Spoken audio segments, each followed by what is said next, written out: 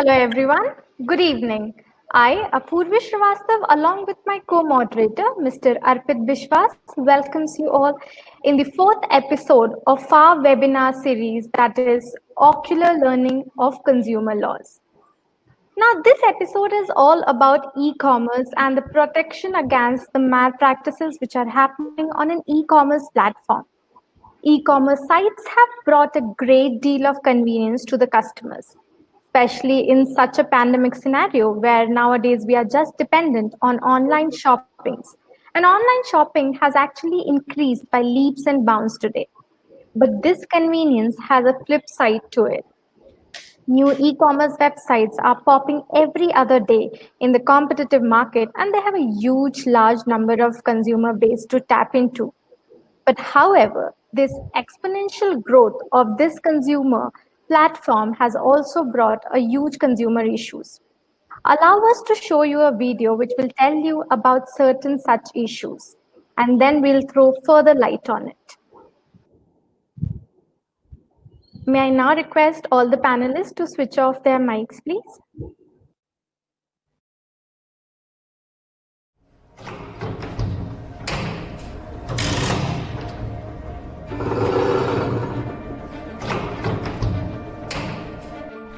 Did you know that fraud attempts have doubled year over year and have even tripled since 2017?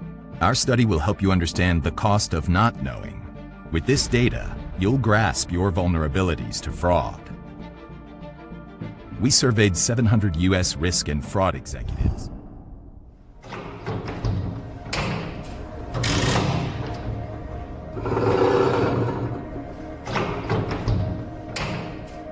Everything out here is about money.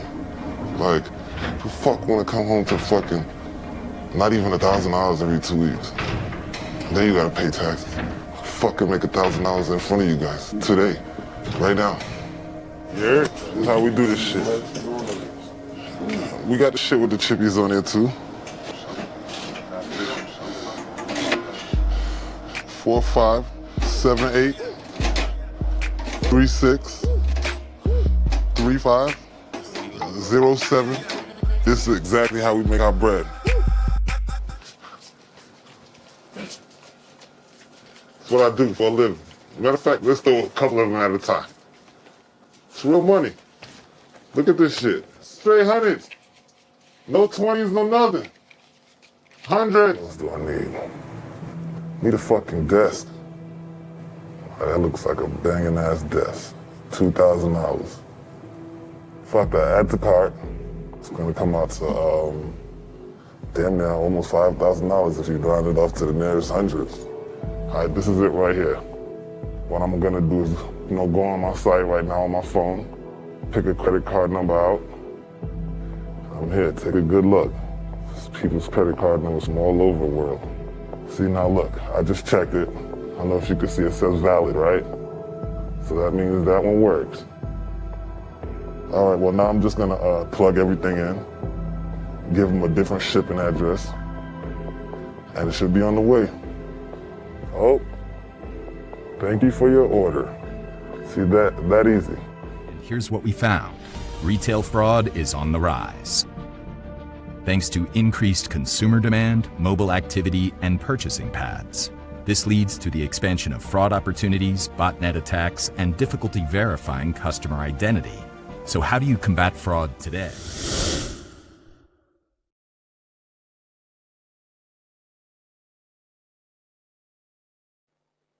Now, if you see this video, this was an investigative documentary. It actually showed that in e-commerce, there are different types of offenses, crimes which are being committed. Maybe a person who might also sell you a fake product or a counterfeit product. There are certain frauds which are being done related to payment itself. So this is actually an issue, and we all have to look into it. What is your opinion in this about, Arpit? I truly agree, Apurvi ma'am, about it. We all are in the e-era, and thus to tackle such issues, proper dealing with malpractices on e-commerce platforms are introduced in Consumer Protection Act of 2019. Not only this, but e-commerce guidelines are also released by the Ministry of Consumer Affairs to cover various aspects of e-commerce and consumer and all this would be discussed by our today's panelists.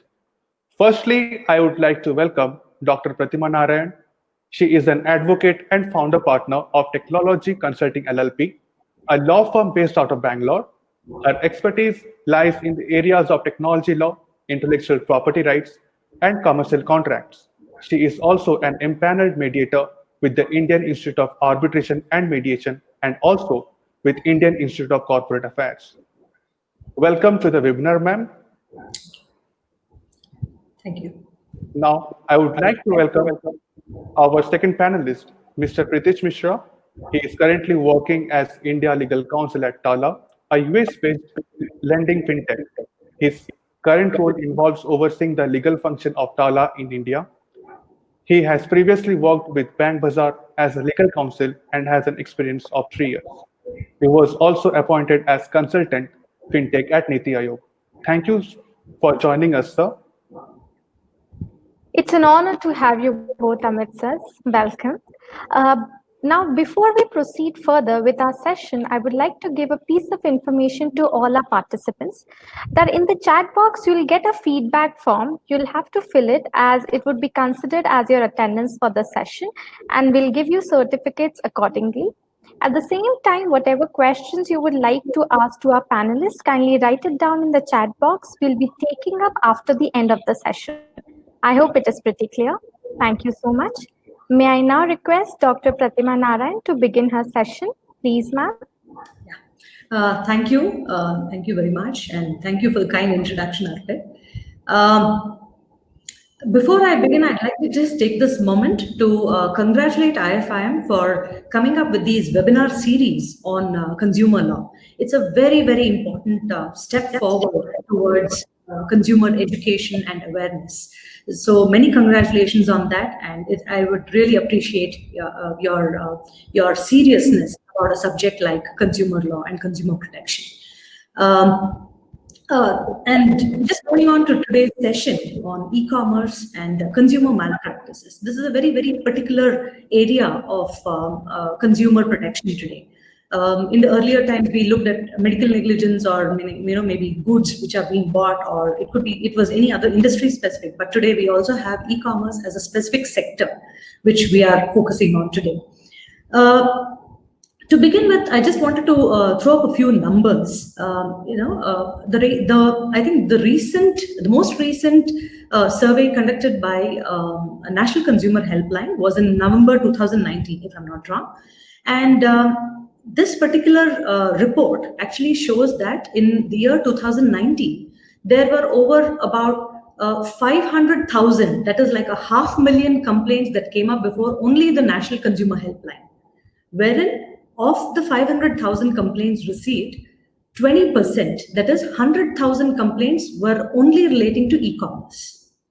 This is a very big number, and also mind you, this number is only one channel, that is the National Consumer Helpline. This is only a fraction of the complaints which have been registered. That is, we are looking at some of the aggressive consumers. While the other avenues have also been the consumers directly approaching the companies for trying to seek a redressal, which may be a success or a failure. They may have even approached the dispute redressal forums. They may have approached NGOs and various other avenues. This is the large volume that we are seeing in the Indian context of consumer complaints in the context of e-commerce.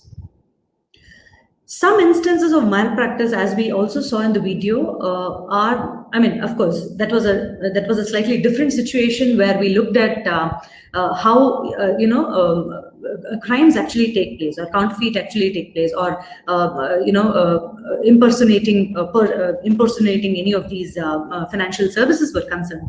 But talking about goods in specific, the major concerns as far as these e-commerce related complaints are concerned, and of what we are also receiving, are number one, it could be substandard products and services, or it could be counterfeit goods, or even non-delivery of goods. They have not even received goods after having made a payment. Now, why such a large volume of malpractice? Why such a large volume of complaints here? The very reason being the virtual nature of e-commerce. The very architecture of e-commerce is such that it's very easy to hide behind these virtual platforms and actually, commit these malpractices. We've been hearing of a lot of complaints, not only of some of the well-known platforms, but there have been many complaints where they have been buying it on social media, where consumers are just randomly going and picking up things or ordering things just because there has been a deep discount or there has been something which is a very fancy advertisement, but they are not really looking into any form of descriptions or any other information.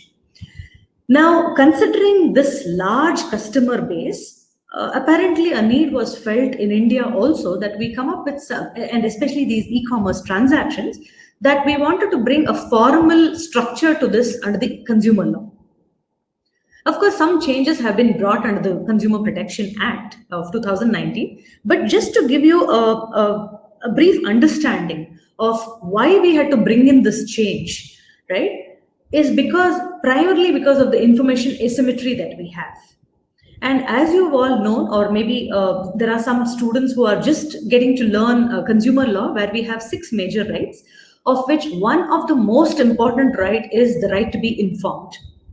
And this right to be informed is all the more important in a non-face-to-face transaction, right? Now, given this scenario, I'll just give you one instance. It is a 2012 case which came up before the National Consumer Redressal Commission. This was an instance where a company, that was way back in 2012, where Rediff.com was quite popular in terms of its online shopping portal and etc. This was one instance where a product was being sold on the portal. A consumer buys the product and he sees that this particular product was not really matching the description that he had purchased. So he wants to return it back to the portal. Simple. Of course, it was not as seamless as it is today, where you have somebody who can just come over and pick up your product. You actually had to deliver back the product to the organization, to the portal, to the e-commerce company. So this consumer makes an attempt to actually return the product back, but he finds no address or location where he has to actually return the product.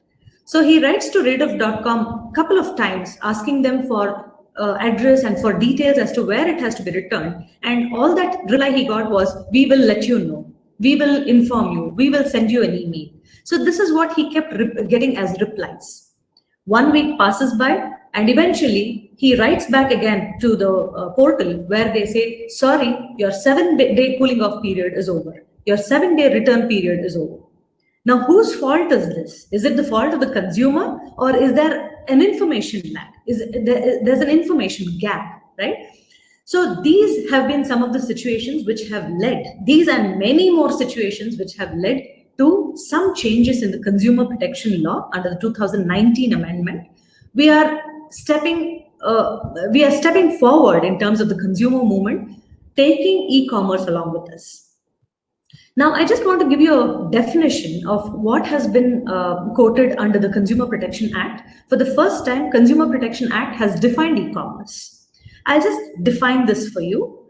It says e-commerce means buying or selling of goods or services, including digital products, over digital or electronic network. This actually brings us to an understanding that there are 3 kinds of products which consumer law is going to govern today. Or the 2019, once the 2019 comes into effect, we're going to have 3 kinds of products which will be protected under this law. One is goods, the other being service, and the third one being digital products, or what we are seeing as subscription models. So we are subscribing to movies, we are subscribing to books, we are subscribing to a lot of resources, right, over the digital network. So this would also fall within the ambit of e-commerce going further. And all those who are providing these services of e-commerce, they may be called as e-commerce operators under some law and e-commerce entity under some other law. But for the purpose of this law, for the purpose of consumer protection law, the 2019 Act defines them as electronic service providers. So they're all persons who are actually providing technology to enable the seller to engage in either advertising or actually selling the product on their marketplaces. So these are two very important definitions perhaps you will have to look into, you will have to keep in mind. And e-commerce models are primarily divided into two categories. One is inventory-based model and the other is marketplace-based model. What happens in an inventory-based model is the e-commerce company actually sells its own products. Whereas in a market-based model, like what you see of our online markets, this market would actually stand as a platform or an intermediary for sellers and buyers to meet.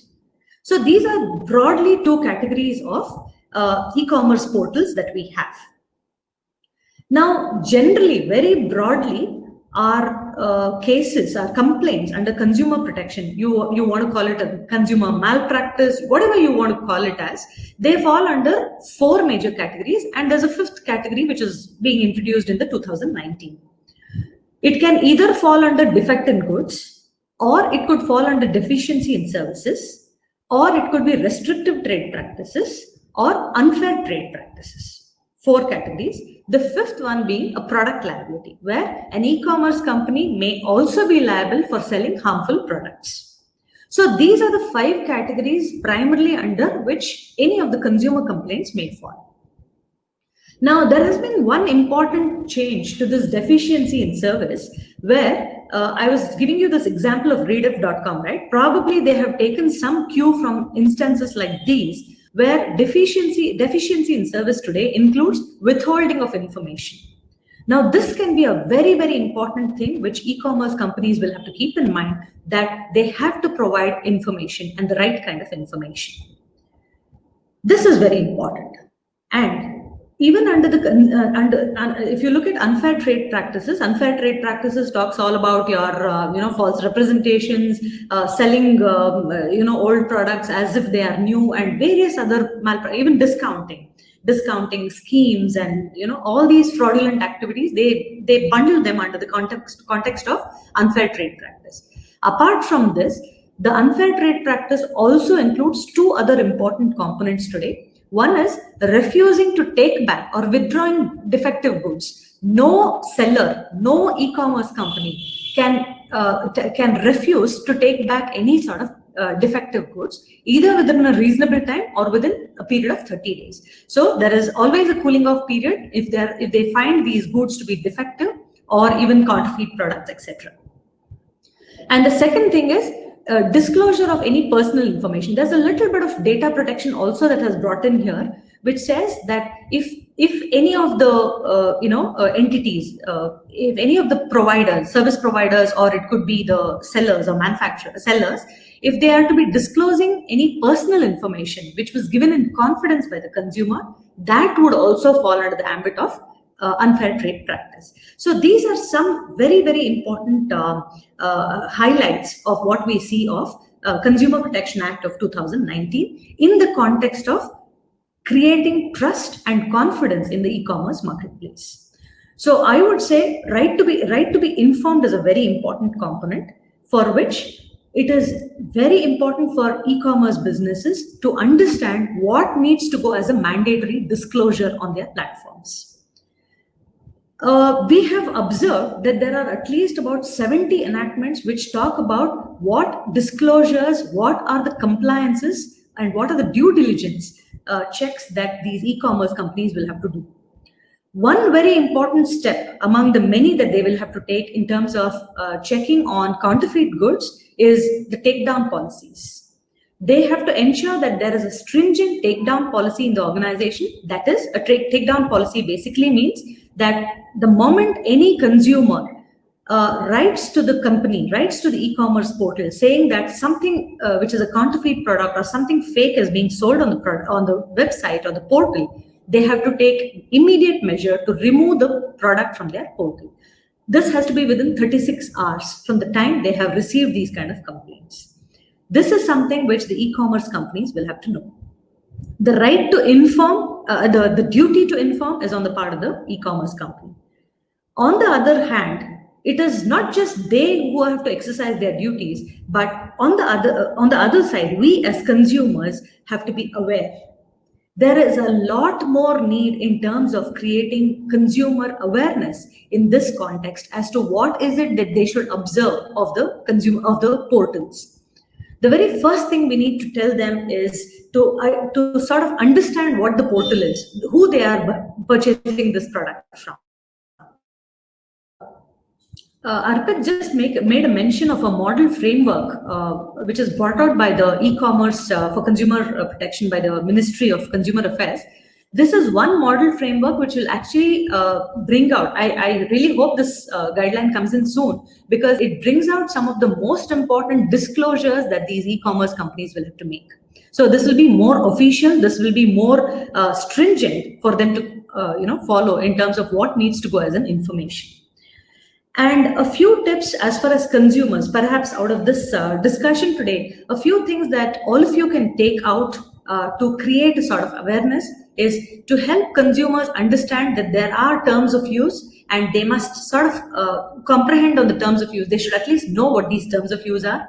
They should try and understand the cancellation refund policies, and they should check for the desired quantity and whether it is deliverable in the to the postal pin code. Most importantly, they should check out the portal itself, whether it is genuine enough or not. And as far as possible, try to avoid social media platforms unless you really are aware of them or unless you find them really genuine.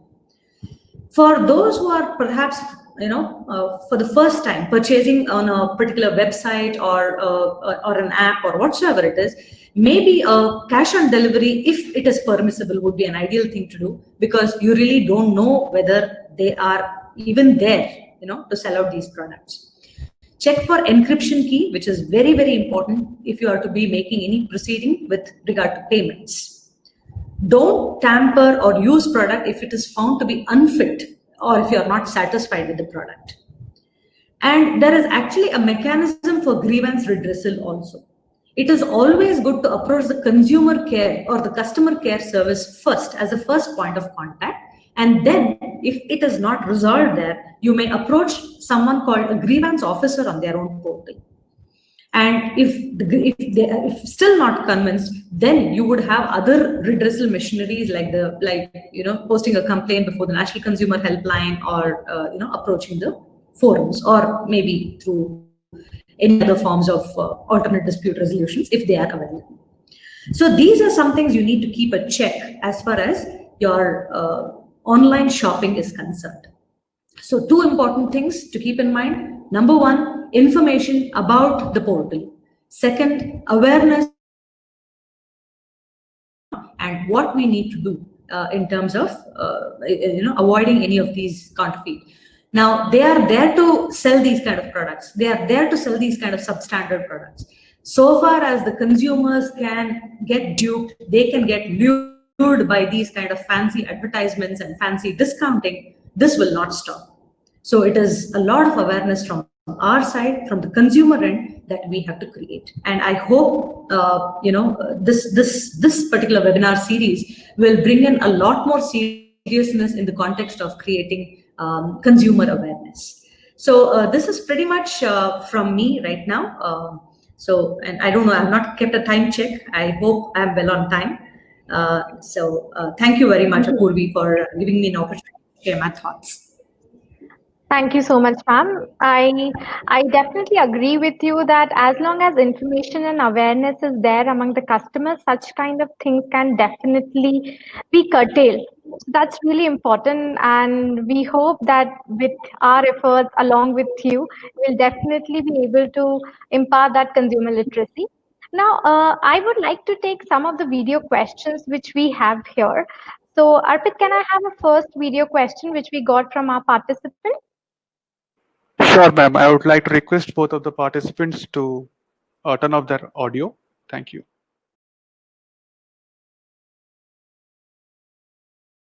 Hello ma'am, my name is Abbi from Ahmedabad Gujarat. और मेरा question ये है कि जितनी भी e commerce की site होती है वो most of third party payment gateway use करती है, तो वो कितनी हद तक सेफ है यूज़ करना, और जो भी हमारी जितनी भी डिटेल डालते हैं वो उनकी क्या श्योरिटी कि वो उसका मिसयूज़ नहीं करेंगे?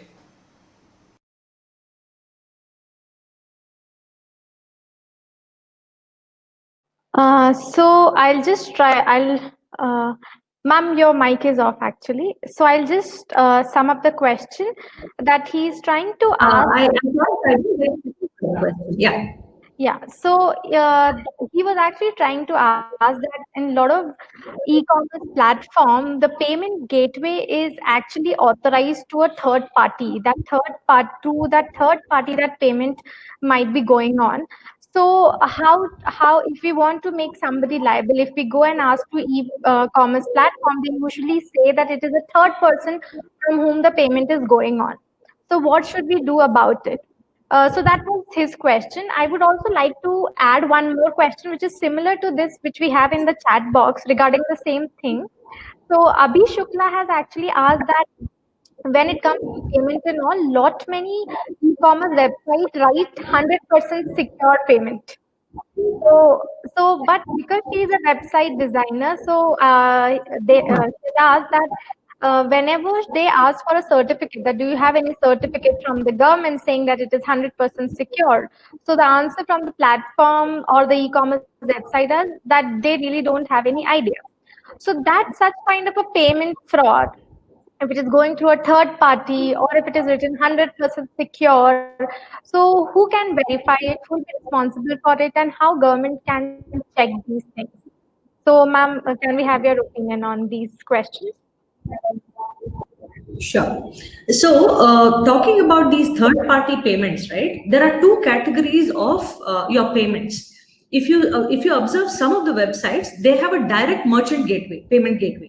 So it is the merchant. They don't allow you to take it to. They don't allow this portal to take through some other aggregator and come back. But there are also some portals, like maybe the new portals, or those which have just started up. Even some of them which have been selling on a larger scale. They actually have. They don't want to invest in this whole merchant payment gateway and all that. So what they do is they just they just pick on a payment aggregator. They are called payment aggregators. They're sort of intermediaries again. Just the way you have the platform itself, the online platform itself, which is inviting buyers and sellers, just the way you have payment aggregators which are allowing this payment to happen, and they work around the issuing banks and all those things. Now, what happens here is, number one, given any such thing, you will have to observe whether they are HTTPS. That is the first thing. Like I was telling you about the encryption key, right? You will have to observe on that. That is the very first thing that you will have to keep in mind. And the second thing, the question that you asked us about, 100% secured and all that, they are still private entities which are doing some kind of a check on whether they are secured enough. We don't have a government system in place yet. We don't have any, like you have the ISO standards or a BIS or something of that sort. We don't have anything as yet, at least to the best of my knowledge, in terms of ensuring that there is a 100% guaranteed payment or a secured payment or whatsoever it is. So perhaps what would have happened is, even in terms of all of these, they would have gone through some audit checks for them to use the certifications.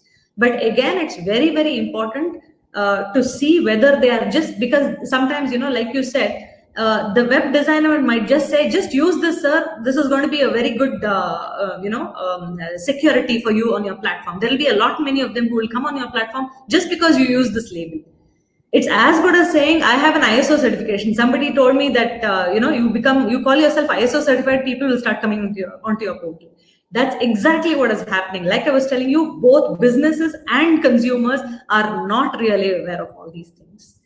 This needs 100 times more of awareness, both on the business side and the consumer side. So that is where it is important again for the consumers to know. There is nothing like a government approved certification of this sort. Purvi, and thank you so much, Pratima, on that. I'll just add on to what ma'am mentioned out here. I think ma'am is right in her thoughts. It's just that each payment gateway and a payment aggregator in India, as per the new payment gateway guidelines by RBI, is required to have a PCI DSS certification for storing any payment data in India, as well as they need to have a PCI DSS certification. So if you see, RBI released a discussion paper on the payment gateways and the payment aggregators in September last year. And before that, these payment gateways and payment aggregators were actually operating out of a gray area under a clause in the Payment Settlement Act. So once the RBI approved the draft paper on the payment gateway and the payment aggregators, they finally made a distinction between these two payment gateways and aggregators. So for students out here who want to understand what exactly is a payment gateway or a payment aggregator. So suppose if you go to Flipkart and you have multiple options out there. You have a UPI, you have a credit card, you have a plethora of other gateways you can use for making that payment. So these particular payment gateways actually make a chargeback from this particular customer's payment, and they pay that from an escrow account to the final merchant out there. In a similar way, the payment aggregator, it's more of a marketplace of a payment system where they have more payment where they have more payment system operators than payment gateways, and they only get a chargeback from the customer's account as such. So that is the key distinction which the government made out here. In terms of certification, the only thing which each one of us should look across while dealing with a payment gateway or dealing with a UPI service provider, like the likes for Google Pay, from a UPI standpoint, they need to comply with the NPCI UPI framework guidelines, because NPCI is the owner of the UPI framework, which they have built that framework. That's where the Bheem platform came in, and other third-party service platforms like Paytm, PhonePe are using it. The second thing is in relation to the payment gateways and aggregators, as I've said earlier, they need to have a PCI DSS and a PSA and a PCA DSS certification to ensure that they are compliant with it, because these are very rigorous statutory audits which are required to be present, and RBI as well as PCI Payment Commission of India takes care of these audits very rigorously, and they ensure that only a handful of entities in India have this license in India to operate. Thank you so much, sir. Thank you, ma'am. I believe now everybody would be checking the license for sure before payment. We would also like to take up the second video question. Thank you so much, sir. Let's have a look at second video question. We'll have to switch off our mics.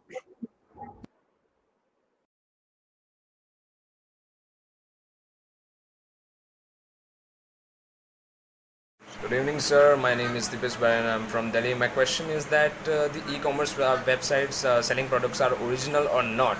Is there any kind of particular check on the originality of the products that gave the assurance, like Flipkart assured and Amazon, that can confirm that their products are original and good, that the buyers can buy it?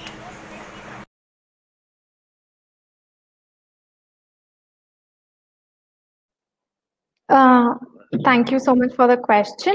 So here the question was regarding how to check that the products are basically assured. So is there any Flipkart assured product or 100% Amazon assured product? That is the question. And just to add on one more question to make it second poll, which is very similar to this, that two of the other participants, Nishant Singh and Jagat Singh, also have a question that is there any way to identify that this particular e-commerce platform, or let's just say the product, is fraud from the shopping list? So it's a similar question. Sir, would you like to answer first? Sure. So in terms of to check the veracity of the description of a product present on an e-commerce website or a platform, as you see right now, it's still based on the concept of buyer be aware, because as of now, even though we have regulations, we have the COPRA, which is the Consumer Protection Act, just come in to ensure, to make a difference between the manufacturer liability vis-a-vis the service provider, the seller liability. We have to still ensure as the participant themselves gave a reference to the point of Flipkart assured or Amazon choice labeling which they have across in their products. I think each e-commerce entity is not required statutorily to have an audit right now of all the products they have currently in the systems. Only in terms of when there is a fraud or when there is something where the customer is facing any issue from a counterfeit product, or in terms of any cheating or a fraud, that these things are looked upon, sadly, rather than these things are being checked upon first in the first instance by any regulator or the Ministry of Commerce. So here I would just here the answer is pretty gray right now. It's not a black and white answer. The answer is that it's based on the concept of buyer be aware. Try to look for those products where the e-commerce entity is trying to vouch for that products, but that is not also something where uh, that particular product will be 100% not counterfeit. There may be an arrangement between the e-commerce entity as well as that particular seller in terms of being a preferred seller of the or the most popular seller of the platform of that particular e-commerce platform. So that's why I think right now the situation is really bleak, and I think it's based on the concept of buyer be aware. And Pratima ma'am, if you could just add on to what on this point, ma'am.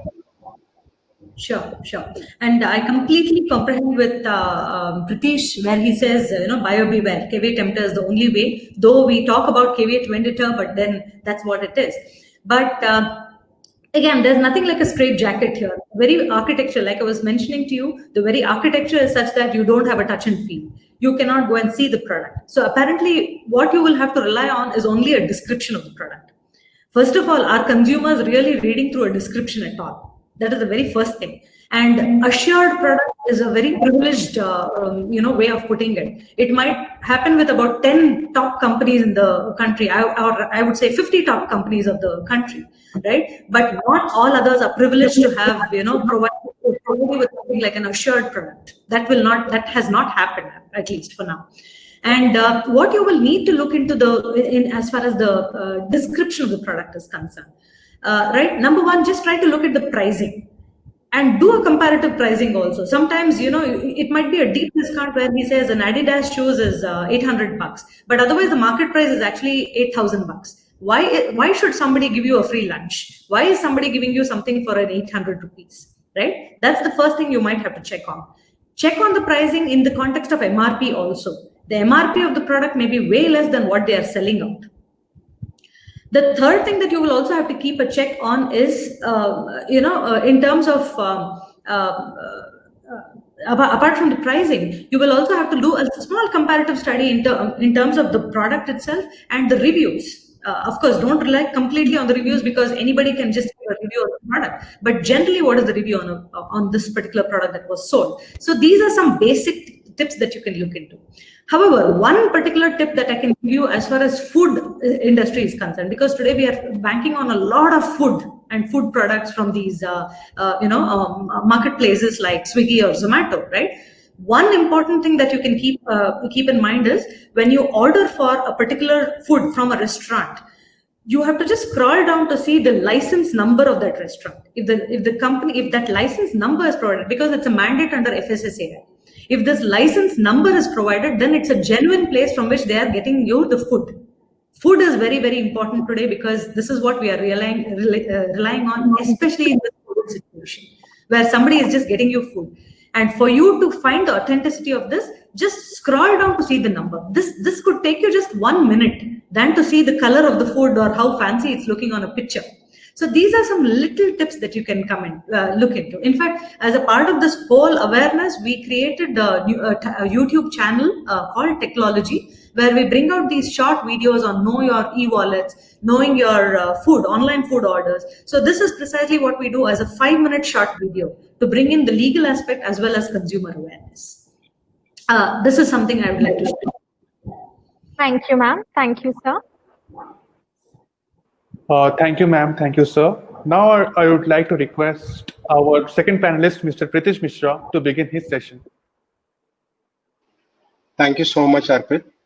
First of all, I would like to thank IFIM as well as Purvi for conducting this. This is a really enriching discussion where we have an interplay of niche law areas as well as the traditional law areas which are there already, and how these have been cumulatively used in the current circumstances in India to make legal practice as much more nuanced and much more modern in terms of how things are practiced across, because a lot of things are changing with the current industrial as well as the consumer behavior scenario. Thank you so much, Pratima ma'am, for your brilliant overview of the entire gist of the events. I think this was as simplistic as this could get, and it's actually made my job very easy in terms of taking through the nuanced concept with these people, with the participants out there. Thank you so much for that, ma'am. So right now, what I have decided to talk about in this particular segment in my limited time period is to talk about what are the things which e-commerce entities face in terms of navigating a customer's issue, in terms of how the Indian data, the Indian telecom landscape has taken note of this, and where exactly, and a brief background about how exactly this problem surfaced, but wherein e-commerce entities had to face a lot of had to bear the brunt of a lot of consumer related cases. So let me just take a step back and give a background of the entire set of events. So if you see earlier when we used to shop from, let's not even take Flipkart. Let's go back to as Freestyle as an eBay. When we used to shop at eBay, there were not many disclosures, and there was a hesitancy towards buying those products from eBay. But I think a lot of things changed across when Flipkart or the Amazon came in, because a lot of tier 2, tier 3 cities were not able to purchase those products which were available on Amazon or Flipkart, which are providing them. So a lot of time saving, as well as the pricing, as well as the convenience which these e-commerce platforms provided, they really took a lot of removed a lot of hesitancy of the customers in starting to adopt them as they started adopting the digital payments in India. Now, if we see the current set of affairs where these customers had an issue with any particular product, or if they had any issue with any other customer grievances, so they used to reach out to these e-commerce entities. And earlier, I think all of you when would have focused this, these guys used to either remit the money back to your account, or they would give you a new product free of cost, and there were no questions asked. And they used to advertise this in terms of pooling in a lot of customers, and that was the network effect which led to a lot of people started adopting and trusting these e-commerce platforms. Now, when the competition began within the e-commerce space, a lot of e-commerce entities came in, and a lot of them did not have the same amount of venture capital or private equity backing. They were not able to demonstrate the same level of customer grievance which other major players were doing. So what was the option left with the particular customer? The only option left with them was to go by the terms of service or the privacy policy which they had accepted before accessing their website. And if you know, in India, we currently still do not have a data privacy law as such. We have a pretty straitjacketed IT Act and an SPDI rules, the sensitive privacy data rules, which provides you a small overview of how exactly you have to take care of your data. And we used to have a customer grievance redressal office. Used to have a grievance redressal officer, but these do not provide you any option as to how exactly these grievances will be redressed. So these customers were left back to the owners of these e-commerce companies' customer grievance redressal policies as to how much time do they take in redressing these grievances, how do they take care of these grievances, what are those exceptional circumstances they do not take into account, because terms of services are something which are clearly a one-sided contract between a party where the customers do not have a say exactly. Either you accept the terms of services to use their services, or you do not accept the terms of service to not use their services. That's the option they have. It's a my way or a highway formula with these guys. So that does not help. That did not help them. Now these e-commerce entities started facing issues where a lot of these fraud callers or these fraud entities started impersonating themselves as these e-commerce entities and started taking money from these customers, or they were calling these customers to sell certain counterfeit products, and these e-commerce entities were not able to save themselves, because as long as now they were trying to save themselves being under the garb of an intermediary, where they said that we don't have any control over these, either on the manufacturer or the customer or the seller. So how do I take care of this? Now, this is something where the e-commerce policy was first introduced by government last year, which got rolled back. And yesterday, a government has again released a second draft of the e-commerce policy, which is not public right now, but it is already being floated around by few news channels as well as news agencies. So the government has now taken a very simplistic approach as to how to take care of the e-commerce in terms of how do you define them. So the government, the COPRA already defines e-commerce and gives an overview of what exactly is e-commerce. But if you see, the e-commerce policy gives you out it's an inclusive policy of what exactly includes an e-commerce. So they have given a wide range of definitions wherein one entity or the other will fall on, who is selling products digitally under digital mechanism will fall under this particular inclusive definition of e-commerce. Now, what is the government trying to do by having this e-commerce policy? They're trying to solve the problem of a rogue intermediary. When I use the word rogue intermediary, what do I mean by that? If you see, these e-commerce entities are sector agnostic. They are present across different sectors, right from a financial sector to a to a manufacturing sector to a lifestyle sector. So you find there's no dearth of e-commerce entities across everywhere. So the government is now trying to take care of these rogue intermediaries who are actually not complying with any audits. They're not taking care of any. They do not have any policies as such. It's very difficult for a customer to redress their grievances within these e-commerce entities. The government is trying to make sure that these rogue intermediaries are weeded out.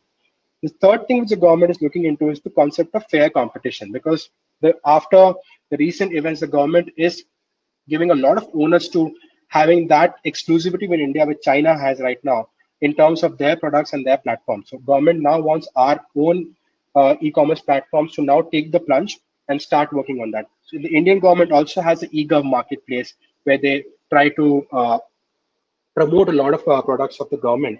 And the fourth important point is the consumer protection point. So in this consumer protection point, a lot of entities were not, a lot of regulators or the ministries were not taking any action of the e-commerce entities because, as I mentioned earlier, they were sector agnostic.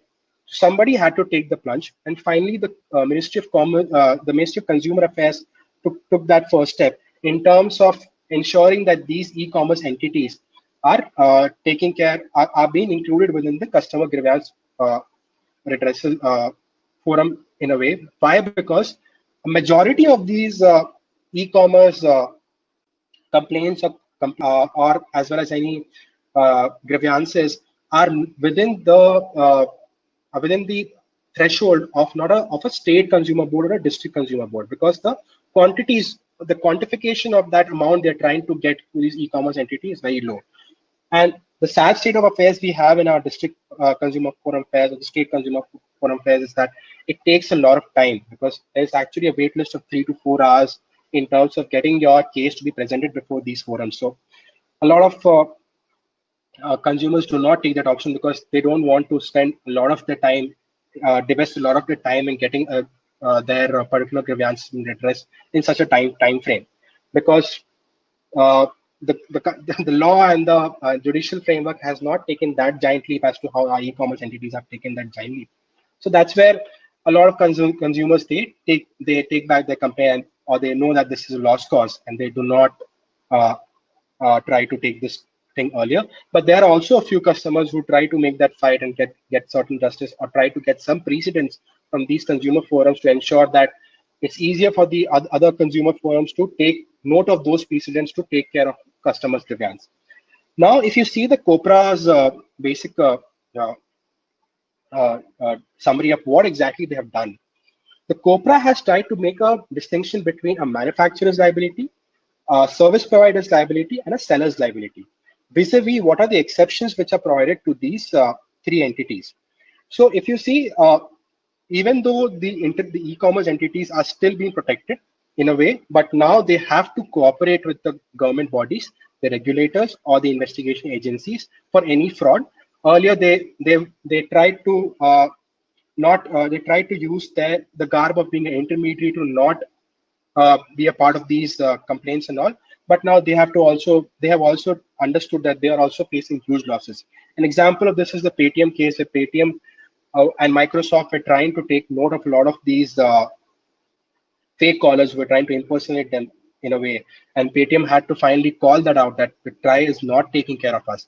On this particular complaint, on this fake callers thing, particular grievances, what the telecom regulator has done is they have come up with the National Consumer Preference Regulations, which is the UCC guidelines, the unsolicited commercial communication guidelines, where each of these telemarketers have to be first registered. The second thing is that whatever SMS headers which you receive nowadays, and if you see nowadays when you receive those SMSs, you get a header like transactional or service or promotion, something like that, which is not present earlier. So each one of these entities have to register their SMS headers, the SMS contents, the consent they take from their customer for making those commercial communication. And these commercial communication are divided into three aspects: promotional, transactional, or service. So, and these kind of communication has an embargo of what is the validity of these communication and how long will a consent for these communications be valid. So TRAI has also taken that step forward in this direction, and a lot of things are happening. And I see a lot of accountability measure.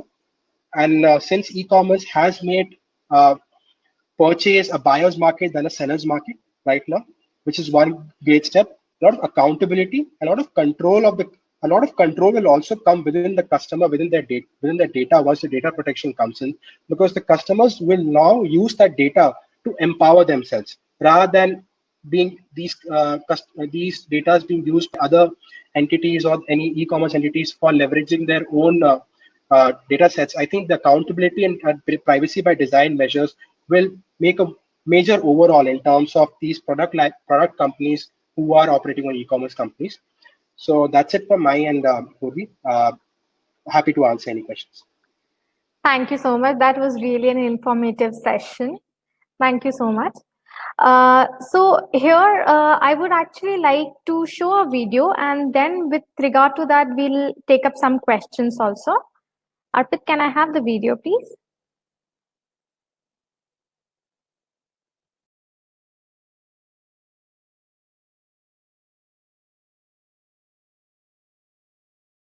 All Movina Hollenbach wanted to do was give her son $300 to spend on Amazon. He moved into a new place. They needed a lot of stuff. She never dreamed her money could just disappear the way it did. My heart just dropped. It began when Movina bought 3 Amazon gift cards at a Safeway store for $100 each. These cards are untouched. They were not only sealed, but the claim number was hidden under a scratch-off strip in back. My son, and he scratched off the first card and punched in the number. To his shock, it was worthless. It said it's already redeemed.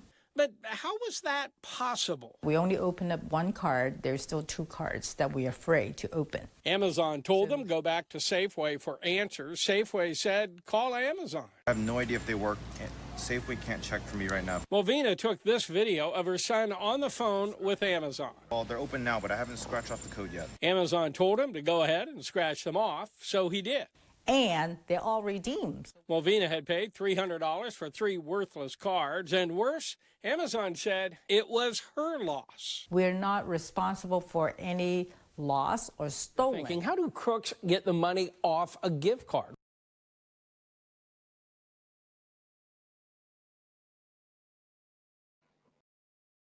This is something which is very interesting because there was a proper gift card which was sent from the side of Amazon. But the thing is, there was nothing to redeem in that. There was a proper payment done, there was a proper payment received, but somewhere in the middle, is it lost? So the question here is that if such scenario happens, then what is the remedy with a person if the e-commerce platforms are simply saying that they are not responsible?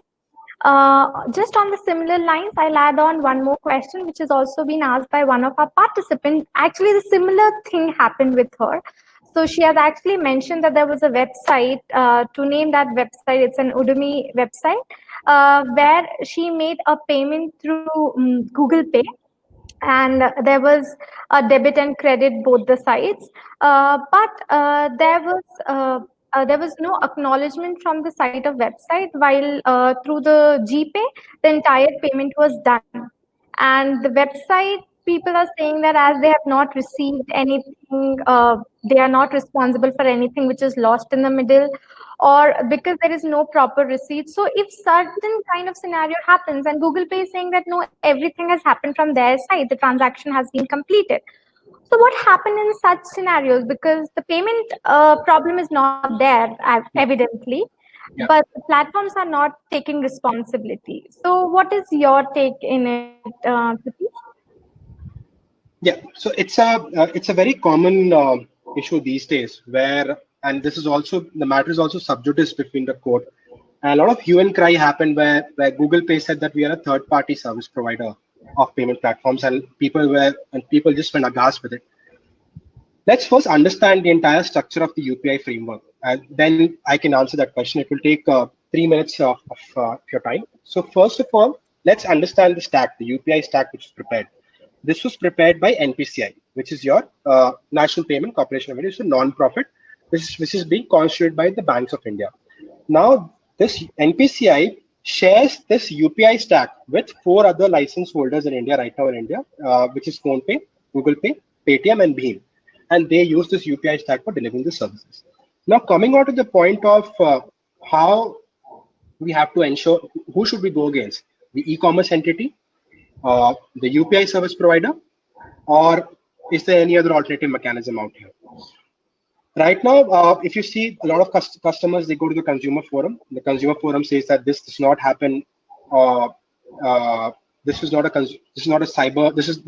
consumer case. You can approach the cyber forum. If they go to the cyber forum, you have a template letter which you have to give to the officer, and probably that's just for record purposes. Maybe you never hear back from these people. The ideal way how to deal with this is, first of all, reach out to the e-commerce entity and ask them whether they receive the money in their account or not. Because when a customer pays that money to Google Pay, the Google Pay submits that money in an escrow account, which is a third-party account, from where they make a certain deductions for their own platform fees, and then they transfer that money to that merchant or the e-commerce entity. So first of all, the e-commerce entity has to confirm whether they receive the money or not. The second thing is checking with Google Pay or these UPI service providers as to where exactly, and sharing all relevant information that this money was paid across and what is the, and how could they help them. Ideally, these payment gateways or these UPI service providers have to get back to you within 24 hours of time, and with an answer or a holding response that they need further time for investigation. A lot of these cases are generally not being able to redress right now, probably because of one reason, is that there was probably a QR code, or there was some other details where the customer herself or himself made that payment basing on that QR code, but they had to receive that money. So I think the biggest aspect of these UPI platforms are nobody can take your money without requesting money from you or sharing a QR code with you. You can pay that money to any person, but you have to make sure that you're not accepting any request for payment, and be very aware, because it's a very simple platform. It's tried to be made as simplistic as possible. Just make sure that you're not making any payment through any request or any QR code if you don't trust that particular QR code. Now, coming back to the question of the participant as to what exactly she has to do. If she has gone through Google Pay and Google Pay has given her a confirmation that her money was not received by Google Pay, then she has to go back to her bank, because Google Pay does a 2-level of authentication. The first authentication is with your phone number. The second authentication is with your bank account, where they authenticate your bank account. And that primary bank account is that bank account where they make that payment, where they seamlessly ensure that that payment is made from one party to another. If the bank says that the payment has been made, because the payment has been made from somewhere, and if they do not get that payment back, and probably if the bank says that yes, they released that payment, and Google Pay says that yes, they released the payment and it's in the escrow account, probably that money will get back in 72 hours. If that money does not get back to you in 72 hours, that's the government mandate that the money has to get back in 72 hours. If it does not go ahead, just make sure you have all the proper documentation. Number one, you've spoken to the e-commerce entity. Number two, you've spoken to your UPI service provider. Number three, you've spoken to your bank. And you need to first understand, because either of three of them would be holding your money, would have transferred your money, or would have known the process of your money. And that's where you can approach the consumer forum, or you can approach a cyber case. But it's very difficult right now because these forums as well as these police stations are not very well in making a clear demarcation as to whether it's a cyber complaint or whether it's a police complaint, and that's where a lot of these customer complaints do not get addressed. But ideally, if it's the consumer forum which has to take that case, because you're making that payment through that gateway, which is through the internet platform. So if that answers your question, just let me know if there's any follow-up I can answer on that. But this is what I generally advise people and what I've seen has helped people across. Thank you so much, sir. Ma'am, would you like to add on something? Not really. I think this question was comprehensively answered by Pritish. So maybe we could take on to the next questions. Oh, thank you, ma'am. Thank you, sir. Thank you, ma'am. My question is, like, e-commerce business rely on electronic transaction to charge customers for products and services. The increased volume of electronic transactions has also resulted in an increase in cyber issues like data privacy, identity theft, and page jacking, where hackers reroute traffic from an e-commerce site by hijacking a part of it and directing visitors to a different website. So my question is, do we have any relief for this under consumer laws? With this, I want to add a question which was asked by our participant, Abhi Shukla. Like, he was asking, like, last week Amazon was hacked by one of the community. They stole around 20% user details and was sold on the dark web or dark internet. Now the question is, like, is the consumer safe? So I guess the question is regarding data privacy, identity theft, and page jacking, isn't it, Arpit? Yes, ma'am. Okay. Yeah, if I can just answer at least the first part of the question. In terms of a lot of phishing sites, and this is something we've been seeing happening rampant today, especially in the COVID times, where all of us are trying to procure our goods and services through these online platforms. Or there may be people who are seeking donations, leave alone seeking procuring goods and services. There may be people seeking genuine donations for this purpose, but this whole thing is being sort of impersonified. It may be as simple as AMASON, right? Which, if we don't observe, the rest of the page looks exactly like Amazon. This is how things are going on. It could be a banking service. It could be any of the top websites or very, very, very well-known platforms, brand names, whatsoever it is. There is a lot of cyber squatting that's happening all over. And leave alone, I'm not talking about cyber squatting, but there's a lot of phishing that's happening around, right? So they're trying to create very, very similar web pages. They are trying to send you emails.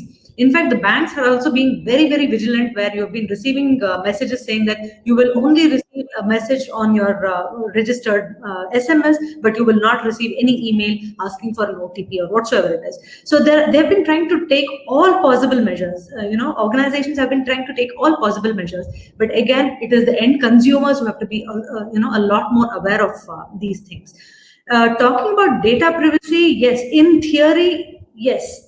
We do have a lot of all these things. Where do I file a complaint? What do I file a complaint? But what exactly did that, information that has gone out, the third-party information the information that has gone out to the third party, how is it impacting us? That's a very, very important thing. Is it my sensitive information that has gone out? I have to be very, very careful about that. Right? So again, where do I seek this information? How do I get this information? That's again very subjective. But if it is something to do with your financial details and that is being sort of tampered with, there you have to press the panic button. That is something we'll have to do. So it's again just awareness, I would say, and Pritish may have something more to add to this. Sure, ma'am. Thank you so much for that brief answer, ma'am, setting the background. Exactly from the data privacy point, as well as from we've already reiterated that point, that buyer be aware. And that's where we feel that the buyer has to be aware of whatever products they're using, because we are seeing interesting times these days. A lot of things, the recent COVID situation has made our reliance on digital mediums more and more primarily, because earlier things moved from brick and mortar to e-commerce. Then now offices have moved from your physical spaces to online spaces, and that's where we are seeing a digital world right now. In this a digital world, a lot of things we'll see. and this will always be there. This will be a part and parcel. Now, coming to the point of these dark web and all these cases where this happens.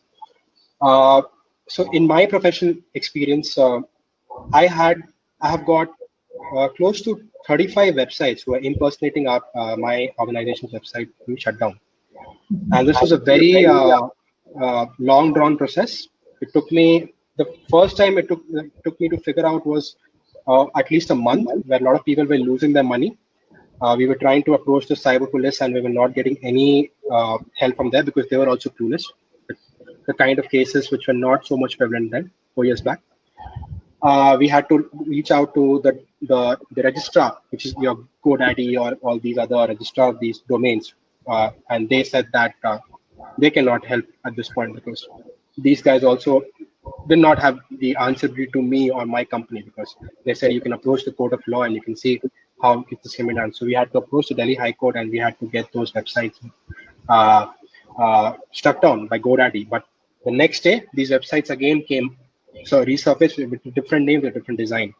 So it became very difficult for us. We had a team to take care of this and to ensure that we are there. But in terms of how did we protect ourselves in these circumstances and ensure that we don't fall liable, because as a legal counsel, my primary importance is to being ensuring that my company is safe under these pretexts.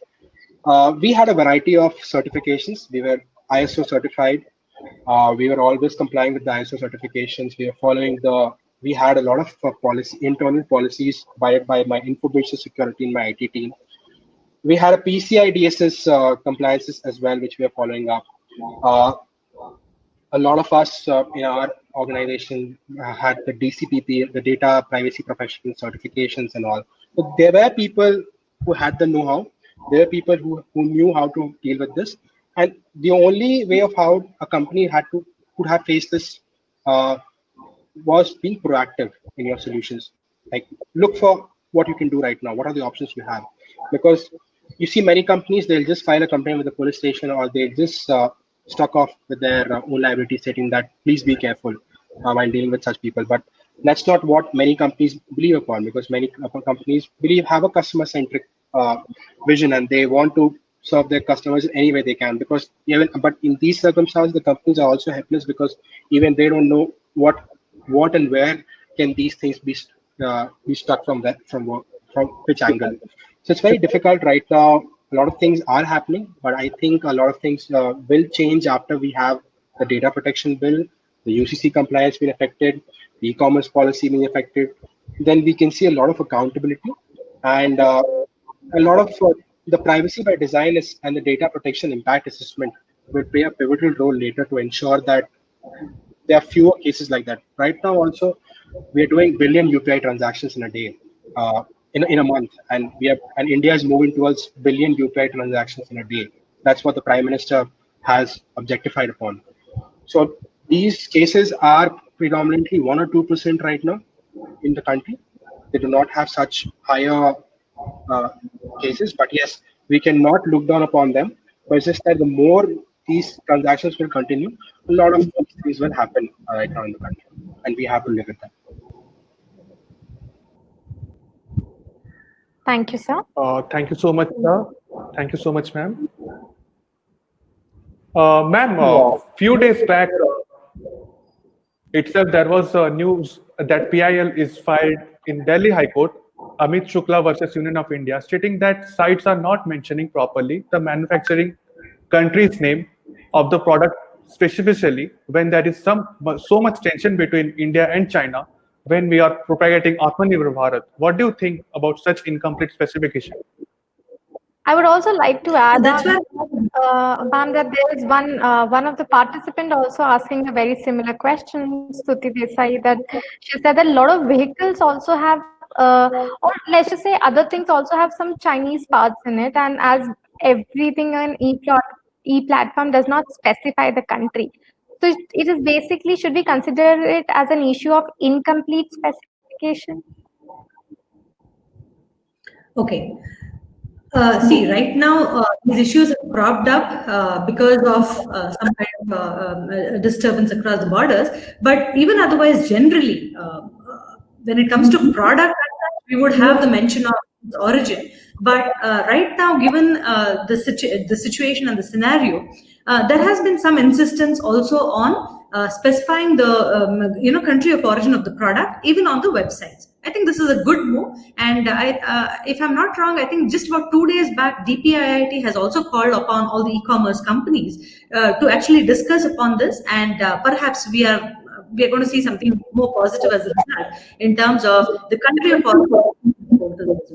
See, what happens in all kinds of products, and especially the products which are being sold across the websites, is that the more the description, the better it is. So perhaps this would also add, some context to the origin of the product, and might also play a role against counterfeit products. So that's something I would see.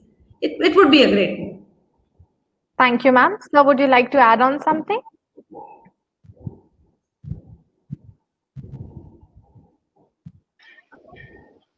Probably I was on mute. Yeah, on this particular fact, it's pretty clear. The disclosure has to be the e-commerce entities.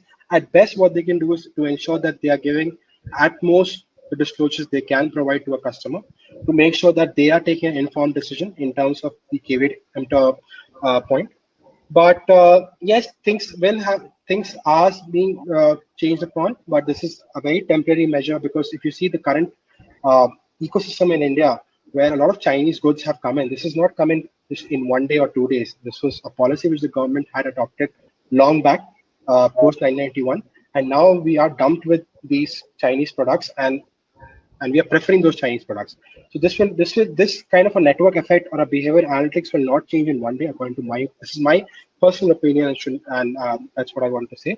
And this will take some time, because we need to have our own supply chain like China in order to ensure that we are taking care of such measures, because e-commerce entities and a lot of majority of these e-commerce entities have a massive funding from these venture capitalists or private equity funds, right from the point, because the Indian government has made a Startup India initiative, but it did not have a lot of funding which could have made these entities a unicorn in such short span of time and service their customers and acquire customers so in such a fast pace.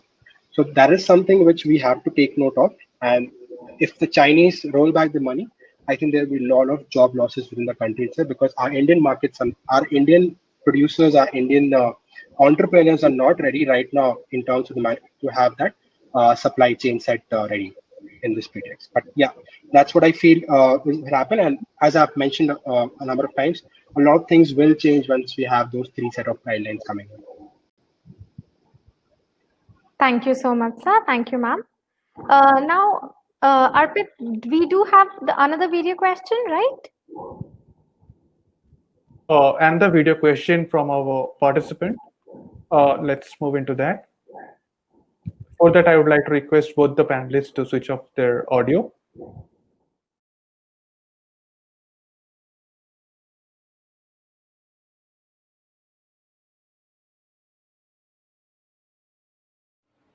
Hello everyone, my name is Ryan, and not too long ago I made an online purchase, say like 2 months ago or 3 months ago, and what I got, for what it's worth, for $700, this is not what I was looking for, and I wasn't happy with the product, so I tried to return this product, but unfortunately I didn't have that option to do so.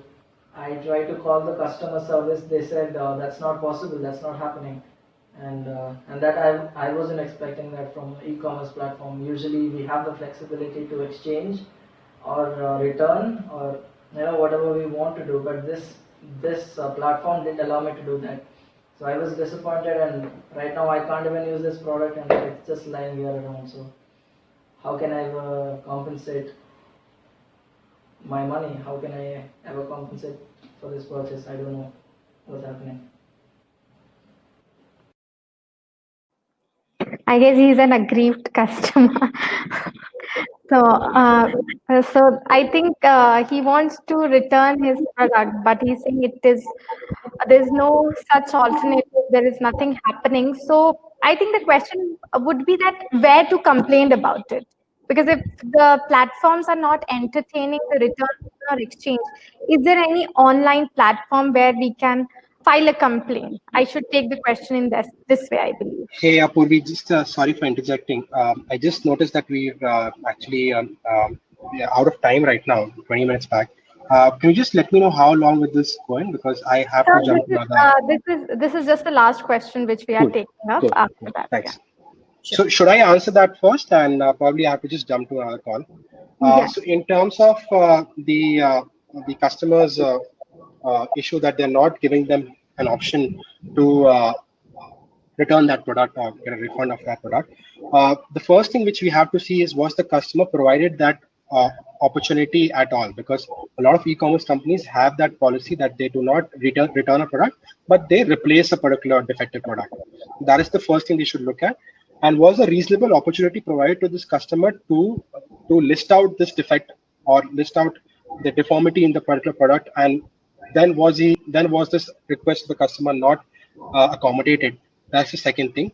If these things were taken into account, I think the e-commerce entity will have the upper hand. But if these things were not taken into account by the e-commerce entities, the customer can approach the court of law or the consumer helpline to take this forward by stating that he did not get a reasonable opportunity to list out his grievance, and that's just a basic principle of consumer law which they have to comply with. And probably this kind of mostly a lot of these e-commerce companies also have a lot of understanding, and they try to preserve the brand identity, and they do not want their names to be out in newspaper because of a 1,000 rupee or 2,000 rupee return aspect. So they probably, if they feel that they did not accommodate the customer's request as a first step rightly, they will probably get back to him and will answer that. But provide the customer has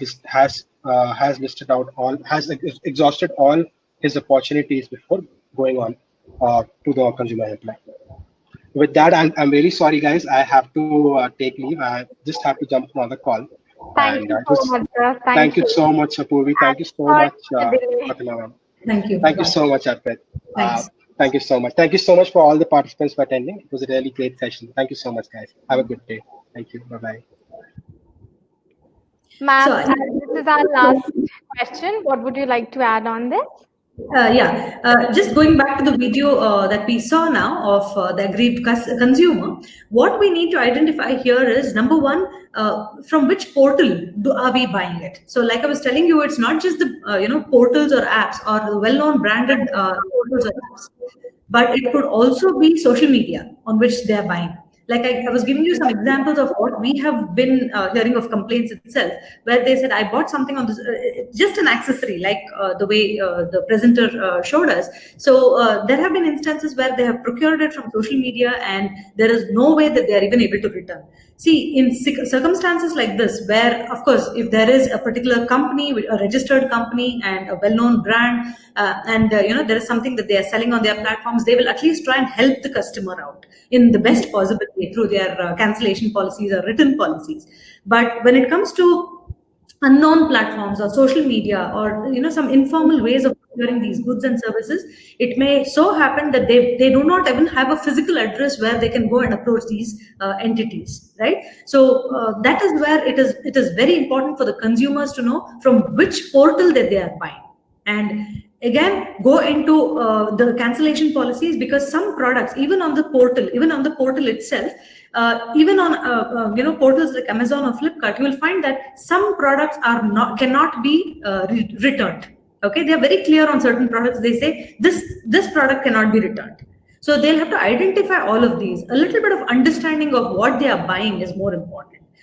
That's where, if you go to a brick and mortar system, it's much easier that they will tell you all these things. They'll explain all these to you. But when it comes to a click and mortar, it is always in a written format. It's on the electronic format. So you'll have to do a little bit of, reading and understanding before you buy.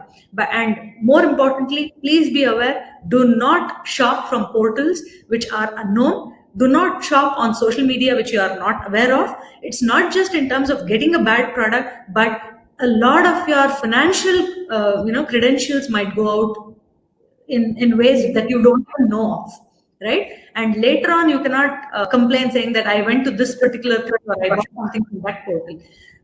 You might have lost your money also, not only in terms of buying a product, but it might have gone out in many other ways. So be aware of all of these.